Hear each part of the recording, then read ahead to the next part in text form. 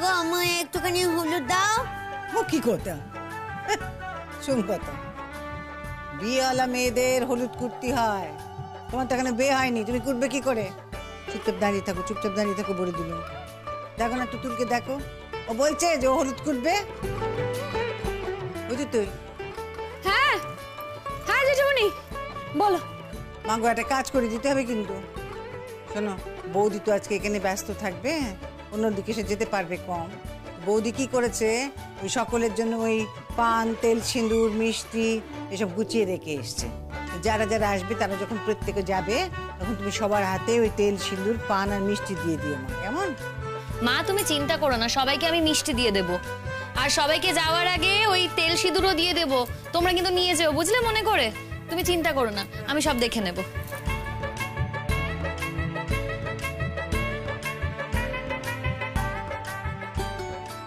যাক, বিয়ে বিয়ে বিয়ে বিয়ে করে পলুর বিয়ে তাহলে হচ্ছে। কাকিমা, একটা কথা বলি, কিছু মনে করো না। তোমার ছেলেকে একটু বুঝিও, এই যে একটা মেয়ে বাড়ির বউ হয়ে আসছে, তাকে যেন তার উপযুক্ত সম্মানটা দেয়। আর শুধু তাকে নয়, শিমুলকে মানে ওর বৌদিকেও যেন উপযুক্ত সম্মানটা দেয়।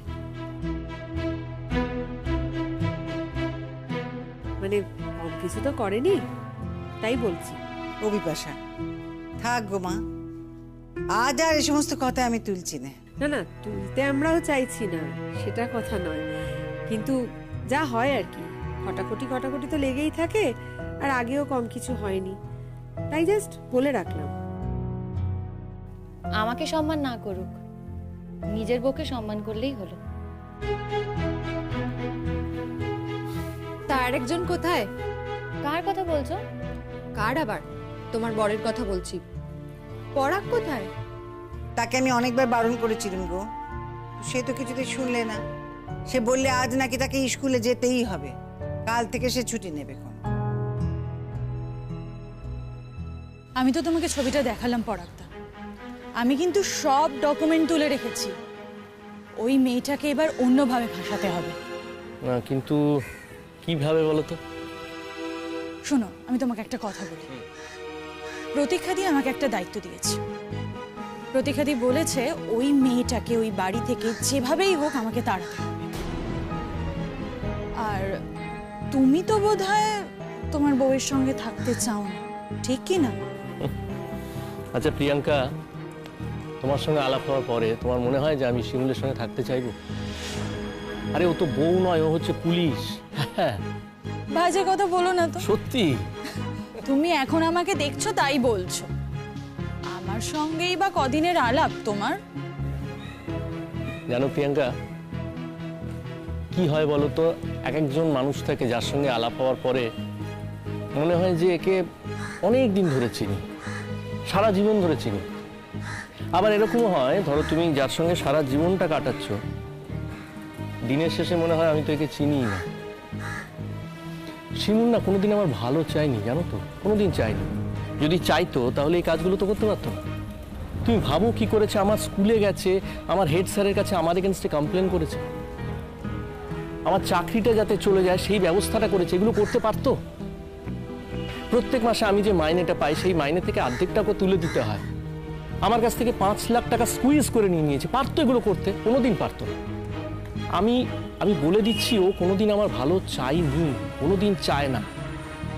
আমি নিশ্চিত এই শতদ্রুর সঙ্গে ও একদিন ঠিক পালিয়ে যাবে, তুমি দেখে নেবে। সে তুমি আর কি নতুন করে নিশ্চিত হবে? আমি তো সব দেখতে পাচ্ছি, বুঝতেও পারছি। ও তো এখন থেকেই ওর বয়ফ্রেন্ডের সঙ্গে যোগাযোগ রাখছে। টাকাগুলো আবার তোমার থেকে নিয়ে ওকে দিচ্ছে কিনা সেটাই তো এখন ভগবানই জানে।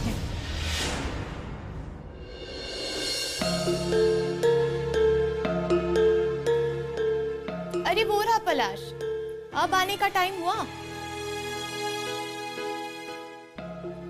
আমরা তো তোমার শাদির জন্য কিতনি সারি মেহনত করছি, দেখো দেখো, और तुम सिर्फ इधर उधर भटक रहे। তা আমার তো এখানে কোনো ভূমিকা নেই।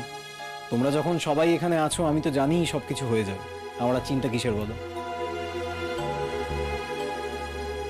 শুধু আমরা নেই পলাশ, তোমার বৌদি আছে, ও একাই 100। দেখছো না তোমার বিয়ের বাজার টাজার কিরকম একলা করলো সব।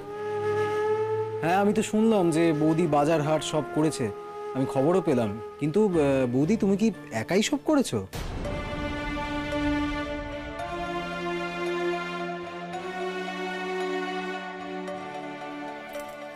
একা একা কেন করতে যাব? আমার সাথে তো পুতুল দি তুতুলও গিয়েছিল। শুধু তাই? আর কেউ ছিল না? আর যার কথা বলছো সে আমাদের সাথে বাজার হাট করতে যায়নি। হ্যাঁ, আমাদের সাথে কফি খেয়েছিল।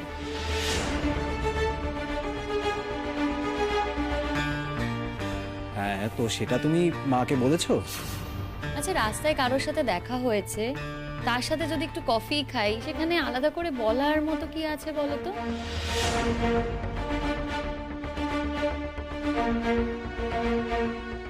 কিরে, ও কার কথা বলছে?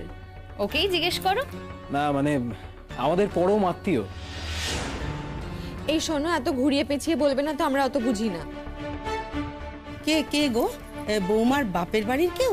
না, আমার এক বন্ধু, ওই যাকে নিয়ে খুব ঝামেলা হয়েছিল তার কথা বলছে।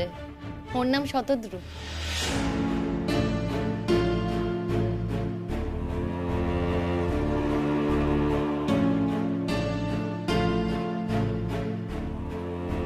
তুমি ভাবো একবার, আমার কষ্ট করে রোজগার করা টাকা, হ্যাঁ, সেই টাকাগুলো নিয়ে নিজে ফুর্তি করছে। শুধু নিজেই নয়, হয়তো ওই ছেলেটাও করছে। না না না না, এটা কখনো মেনে নেওয়া যায়? তুমি বলো তো, কোনোদিন মেনে নেওয়া যায় না।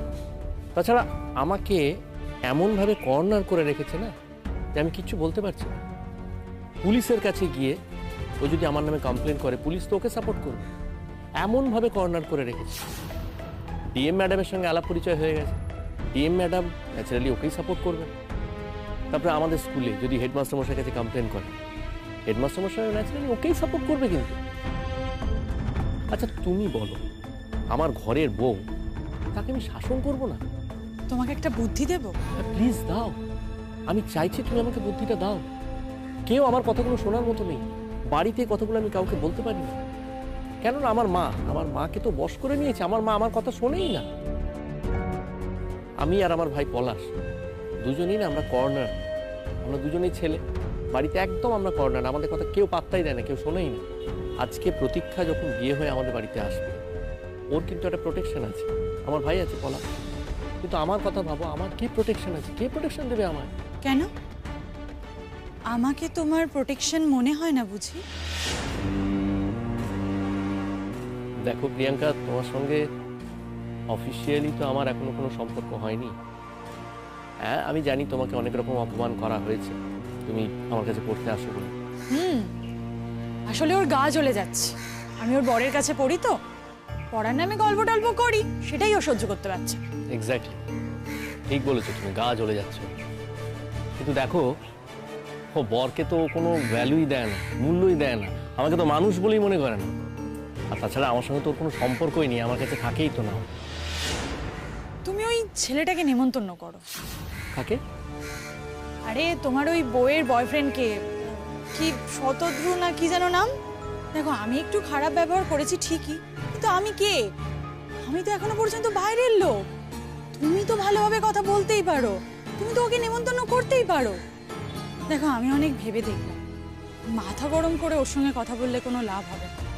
ওকে অন্যভাবে ভাসাতে হবে, আর এমনভাবে ভাসাতে হবে যাতে ও মান সম্মান নিয়ে ওখান থেকে বেরিয়ে যেতে বাধ্য হয়। কি করে? হ্যাঁ মানে কি করে? দেখো, আমি কিন্তু ওই ছেলেটাকে নেমন্তন্ন করতে যেতে পারবো না। তা বললে হবে? তোমারই তো ভাইয়ের বিয়ে, এখন ও যখন তোমাদের এখানে আসছে, অফিস করছে, তাহলে তো তুমি ওকে নেমন্তন্ন করতেই পারো। তুমি কাকিমাকে বলো না তুমি এখন অন্য কারোর সঙ্গে আর তিক্ততা রাখতে চাও না। আমি পলাশদাকেও এই কথাটা বলেছি, তোমাকেও বলছি। ও যখন এখানে আসছে, তাহলে ওকে কেন নেমন্তন্ন করবে না? ওকে নেমন্তন্ন করতেই পারো। তুমি বলো আমাদের বাড়িতে আসুক, আমি নেমন্তন্ন করতে চাই। সেটা বিশ্বাস করবে? অসম্ভব।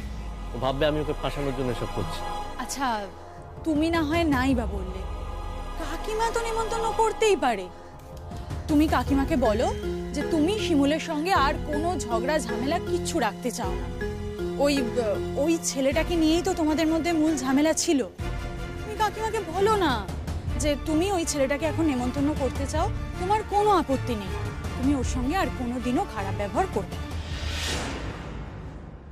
বৌদি তুমি সেই নামটা এখানে উচ্চারণ করলে, দেখো আমি কিন্তু ইচ্ছে করেই নামটা এখানে বলিনি। কেন পলাশ, আমি তো বলিনি নাম না উচ্চারণ করতে। আমি কি একবারও বলেছি যে ওর নাম উচ্চারণ করা বারণ? বলতেই পারো। না আসলে আমি ভাবছিলাম তুমি হয়তো লজ্জা পাবে। শোনো, আমি না এমন কিছু করিনি যেখানে আমি লজ্জা পাবো। লজ্জা কেন পাবো বলো তো? আমার বাপের বাড়ি পাড়ার একজন বন্ধুর সাথে আমার দেখা হয়েছে, আমাদের পাড়ায় এসেছে। এখন সে যদি আমাকে বলে যে আমাকে একটু কফি খাওয়াবি, আমার তো উচিত না তাকে কফি খাওয়ানো, কি তাই না? ও মা, কি হচ্ছে গো, কি বলছো? আরে বাবা, আমরা সেই যে গেলুম না সব কিছু বাজার ঘাট করতে, সেই দিনকে তো আমাদেরকে কত কিছু খাওয়ালো। কফি খাওয়াতে চাইলাম তো কফি খাই নে, আমাদেরকে ডিমের মামলেট আর পাউরুটি খাইয়েছে। সেই যে ছেলেটা গো, ওই যে ভালো মানুষের ছেলেটা, শিমুলের বন্ধু। ও মা, শতদ্র এসেছিল নাকি? রাস্তায় দেখা হয়ে গিয়েছিল বিপাশাদি।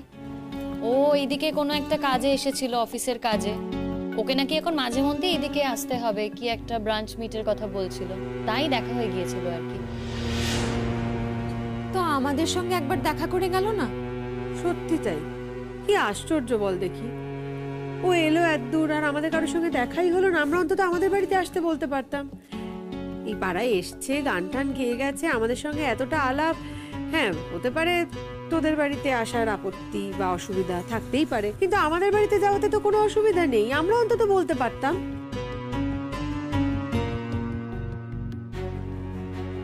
দেখো, ও তো এখানে একটা কাজ নিয়ে এসেছিল, এমনি এমনি তো আর আসেনি, তাই হয়তো তোমাদের সাথে আর যোগাযোগ করেনি। বলি বৌমা, তা শতদ্দূর যখন এখানেই আছে, তোমাদেরকে কফি টফি খাওয়ালে, এই তুতুল পুতুল তোরা কি রে, তার কাছে কফি খেলি, তাকে একটু বিয়েতে নেমন্তন্ন করে এলি না? হ্যাঁ দেখো, ওকে কিন্তু নেমন্তন্ন করা খুব উচিত ছিল। আচ্ছা, নেমন্তন্ন তো করতেই পারতে। বৌদি, তুমি ওকে নেমন্তন্ন করোনি?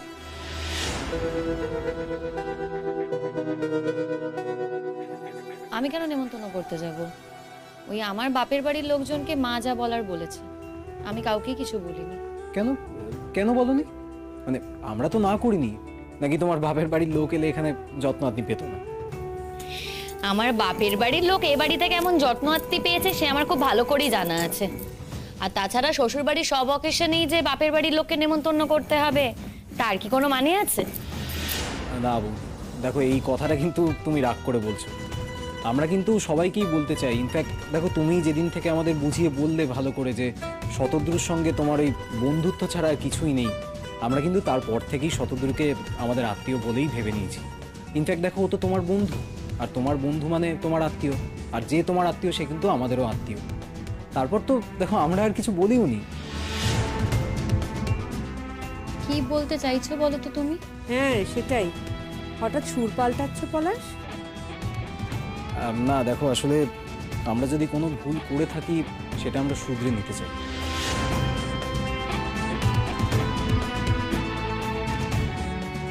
তাছাড়া প্রতীক্ষা আমাকে বলেছে যে ইয়াং ছেলেমেয়েরা কলেজে পড়বে, তাদের বন্ধুবান্ধব থাকবে, সেটাই স্বাভাবিক।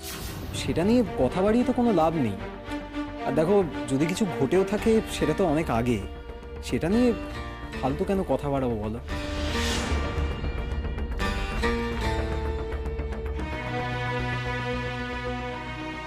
আর বৌদি দেখো, তুমি প্লিজ কিছু মনে করো না, আমি এখানে সবার সামনেই কথাটা তোমায় বলছি। দেখো, আমিও চাই তোমার আর দাদার মধ্যে ভাব ভালোবাসাটা যেন হয়ে যায়, তোমরা যেন আবার মিলেমিশে যাও। আসলে কি বলো তো, প্রতীক্ষাও তো একটা মেয়ে, প্রতীক্ষাও দুদিন পরে বিয়ে হয়ে এ বাড়িতে আসবে। ও যদি দেখে এসে যে এরকম ঝামেলা অশান্তি সবকিছু হচ্ছে, ওর কেমন লাগবে বলো? আমাদেরও তো ভালো লাগবে না না ব্যাপারটা। প্রতীক্ষাই বা কি ভাববে বলো যে এই বাড়ির ছেলেরা কি এরকম?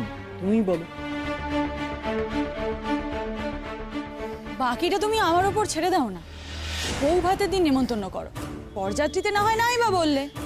তুমি কি বলছো প্রিয়াঙ্কা, আমি বুঝতে পারছি না। তুমি বলছো ওই ছেলেটাকে আমি নিজে গিয়ে নেমন্তন্ন করবো? এটা হতে পারে কখনো? অসম্ভব।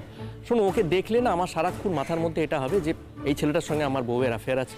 আমার মনে হবে আমার টাকাগুলো ও ভোগ করছে, ইম্পসিবল, এটা হতে পারে না। আচ্ছা ঠিক আছে, তোমাকে কিছু করতে হবে না। কাকিমা যাতে নেমন্তন্ন করতে পারে সেই ব্যবস্থাটা অন্তত করো। দেখো, শিমুলের বাপের বাড়ির লোককে তো বলা হবে, তাহলে ওকে বলতে কি অসুবিধে? ধরে নাও না ও শিমুলের বাপের বাড়িরই একটা লোক। কিন্তু সেক্ষেত্রে কি কোনো সুবিধা হবে? সুবিধা হবে মানে? দারুণ সুবিধা হবে। তোমার বউকে ফাঁসানোর একটা সুযোগ পাবো, শুধু তোমার বউকে না, ওই ছেলেটাকে। কিন্তু কি করে? একটু ভাবতে দাও আমাকে। আমার বুদ্ধির ওপর তোমার ভরসা আছে তো? আমি এখন পুরোপুরিভাবে তোমার উপর ভরসা করছি প্রিয়াঙ্কা, বিশ্বাস করো।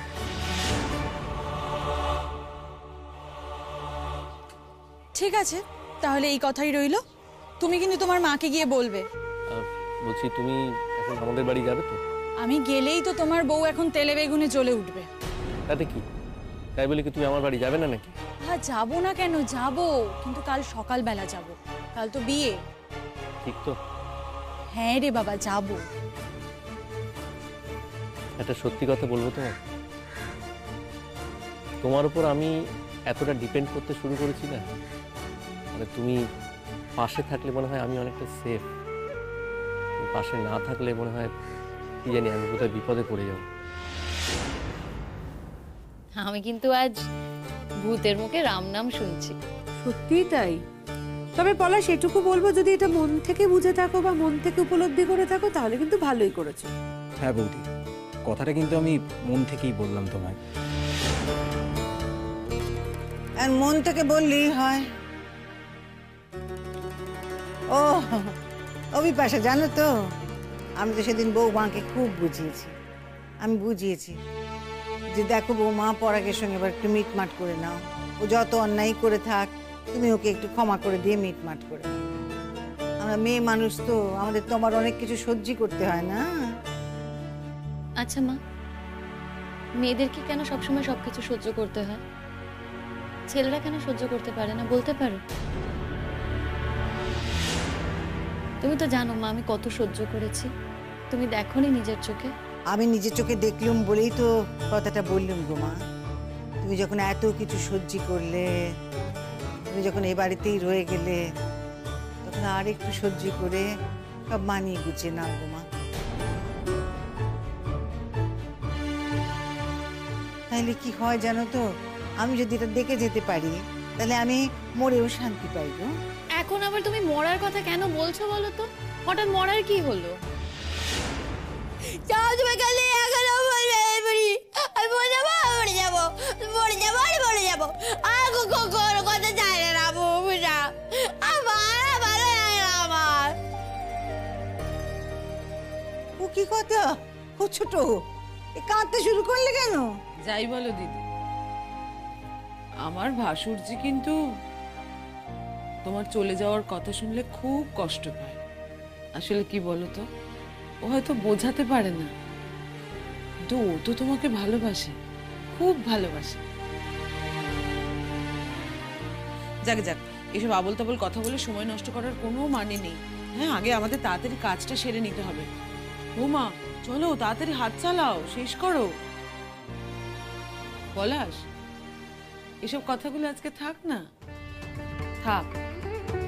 দেখ, এখন আমাদের হলুদ কোটা শেষ হয়নি, পাড়া থেকে এত লোকজন এসেছে, কাজটা তো আগে শেষ করতে হবে। এটা তো একটা বড় কাজ, তাই না বল? আচ্ছা বাবা, ঠিক আছে ঠিক আছে, আমি তোমাদের মধ্যে আর কোনো কথা বলছি না। আমি তো এই জন্যই তোমাদের মেয়ে মহলের মধ্যে আসতে চাইনি। আমি আসছি।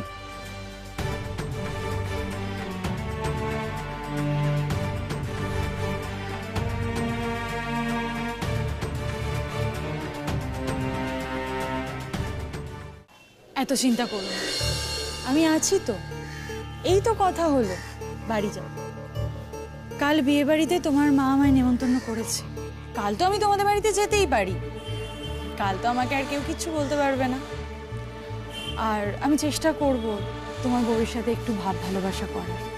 মানেটা কি? সারাদিন যে আমাকে বাঁচ দেবে বলে বসে আছে, তার সঙ্গে তুমি ভাব ভালোবাসা করো? আহা, তুমি বুঝোই না, কাঁটা দিয়ে কাঁটা তুলতে হবে। ওকে এখন ওই বাড়ি থেকে তাড়াতে গেলে আমাকে একটু ওর সঙ্গে ভালো বিহেভিয়ার করতে হবে। আচ্ছা, বুঝতে পেরেছি। না, আমি প্রথমে সত্যি এটা বুঝিনি। ঠিক আছে, তুমি যেটা ভালো বোঝো সেটাই করো, কিন্তু কালকে না তুমি সকাল সকাল চলে এসো। বাবা, এমন করছো যেন তুমি এক মুহূর্ত আমাকে ছেড়ে থাকতে পারো না। বিশ্বাস করছো না? না, আমি কিন্তু যেটা সত্যি সেটাই বলেছি। আচ্ছা, যদি এই মেয়েটা কোনোদিনও চলে যায়, মানে তোমাদের যদি ডিভোর্স হয় আর আমাদের একসঙ্গে থাকার কোনো ব্যাপার হয় না, যদি তুমি আমাকে কোনোদিনও বিয়ে করো, তাহলে আমার প্রতি তোমার এরকম ভালোবাসা থাকবে, নাকি শিমুলের ওপর যা করছো আমার ওপরও তাই করবে? কি বলছো বলো তো তুমি এটা? দেখো, শিমুলের ওপর কিন্তু আমি ইন্টেনশনালি কিছু করিনি। শিমুল বারবার অন্যায় করে গেছে, বারবার। আমি যেগুলো পছন্দ করি না সেইগুলোই কিন্তু ও করে গেছে, সেই জন্যই আমি মাঝে মাঝে রিয়াক্ট করে ফেলেছি। তুমি কি বলছো? তোমার সঙ্গে আমি কোনো খারাপ ব্যবহারের কথা ভাবতেই পারি না প্রিয়াঙ্কা। দেখো, শিমুল যখন আমার জীবনটা সব দিক থেকে একেবারে শেষ করে দিচ্ছিল, সেই সময় প্রতীক্ষার সূত্র ধরে তুমি আমার কাছে এলে। আর এখন আমি তোমার উপর এত ডিপেন্ড করে ফেলেছি না, এত বিশ্বাস করে ফেলেছি, আমি তোমাকে বলে বোঝাতে পারবো না। বিয়ের আগে ওরকম সবাই ডিপেন্ড করে, বিয়ে হয়ে গেলে কি আর ডিপেন্ড করবে? মিলিয়ে দেখে নি। আচ্ছা যাও, এখন বাড়ি যাও, তোমার বাড়িতে চলে এসেছে। হ্যাঁ, আমি যাই, পালাই, কাল সকালে দেখা হচ্ছে। এসো।